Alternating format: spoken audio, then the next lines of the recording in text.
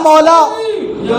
भाई तवज्जो समझ में की, कहा मौला, इतनी ज्यादा तफसीर। मौला ने कहा अब्दुल्ला परेशान ना हो, अगर मैं अली सूरह अल-हम्द की तफसीर बयान करूं और इसको 70 ऊंटों पे लाद दिया जाए तब भी अली का इल्म खत्म नहीं होगा, इसलिए कि अल्लाह ने पूरी कायनात का इल्म कुरान में रख दिया, कुरान का इल्म सूरह फातिहा में रख दिया, सूरह फातिहा का इल्म बिस्मिल्लाहिर्रहमानिर्रहीम में रख दिया, और बिस्मिल्लाहिर्रहमानिर्रहीम का इल्म अल्लाह ने उस नुक्ते में रख दिया जो बिस्मिल्लाह के नीचे है। ऐ अब्दुल्ला इब्ने अब्बास, वाना नुक्तातुल्लती तहतल बा, ऐ अब्दुल्ला मैं अली वो नुक्ता हूं जो बिस्मिल्लाह के नीचे है।